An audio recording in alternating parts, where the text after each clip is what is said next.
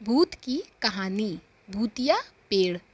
रौनकपुर नाम के एक शहर में राजा रौनक सिंह का राज हुआ करता था। वे हमेशा अपनी प्रजा के हित में कार्य किया करते थे। वहाँ की प्रजा बहुत खुश रहती थी। एक दिन गिद्ध आकाश में भूतिया पेड़ के बीज लेकर उड़ रहा था। जैसे ही गिद्ध रौनकपुर पहुँचा तो उसके मुंह से एकदम बीज रौनकपुर के बीचों बीच गिर गया। बीज भूतिया था, इसलिए अगले ही दिन वे पौधा बन गया। वहाँ के स्थानीय निवासियों ने जब पौधे को देखा तो हैरान रह गए, क्योंकि पौधे का रंग काला था। बाद में लोगों ने आसपास में चर्चा की और यह समझा कि खेत में उगने वाला कोई घास पात या वनस्पति होगी। दूसरे दिन वह पौधा काफ़ी बड़ा हो गया। लोगों को और ज़्यादा दुविधा हुई कि एक ही दिन में ये पौधा इतना बड़ा कैसे हो गया। होते होते वह पौधा तीसरे दिन पेड़ बन गया। समय बीता और लोग भी तेज़ी से बढ़ने वाले पौधे के बारे में सोच सोचकर परेशान हो रहे थे। वे इस मामले को राजा के पास लेकर गए। ऐसे जादुई पौधे का पता चलते ही राजा तुरंत उस जगह पर पहुंच गए। राजा को जैसे ही पता चला कि एक काले रंग का पौधा 3 दिन में पेड़ बन गया है, तो वो भी उस पेड़ को हैरानी से देखने लगे। राजा उस पेड़ के पास चौथे दिन पहुँचे थे और जब तक पेड़ और बड़ा हो चुका था, वो इतनी तेज़ी से फैला था कि किसी को यकीन ही नहीं हो रहा था। राजा समझ गए थे कि रंग काला है, इसमें ज़रूर कोई जादू टोना होगा। इसी सोच के साथ राजा ने घोषणा कर दी कि जो भी इस पेड़ को ख़त्म करेगा उसे वो इनाम के तौर पर 1000 सोने के सिक्के देंगे। यही नहीं, राजा ने यहाँ तक कहा कि पेड़ को ख़त्म करने वाला व्यक्ति मेरी मृत्यु के बाद मेरी राजगद्दी पाने का हकदार भी बनेगा।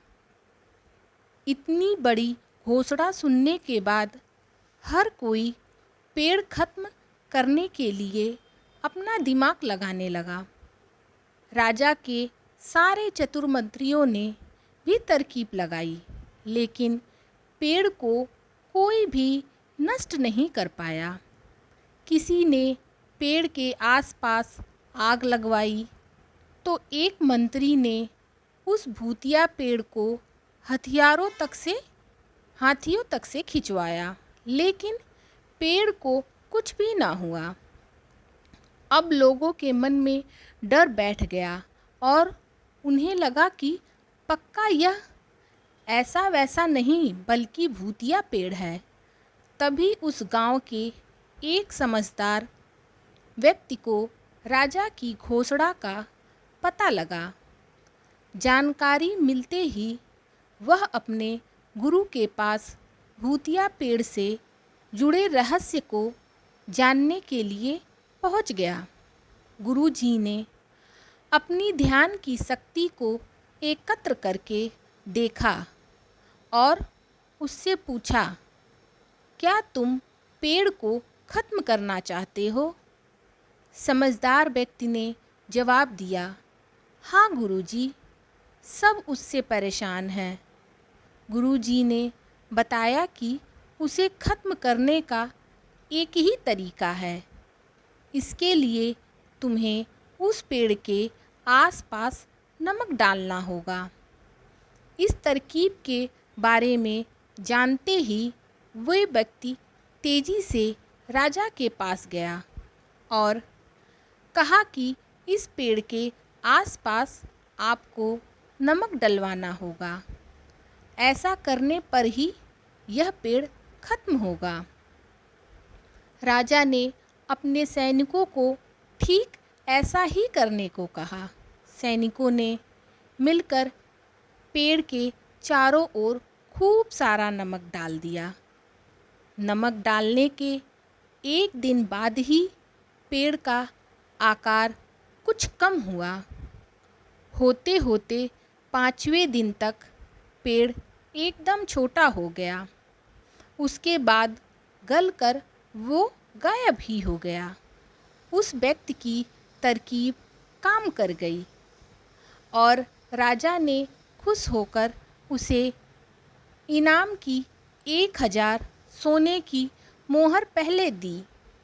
उसके बाद एक पत्र दिया जिसमें लिखा था कि वो राजा के मरने के बाद उसकी गद्दी को संभालेगा।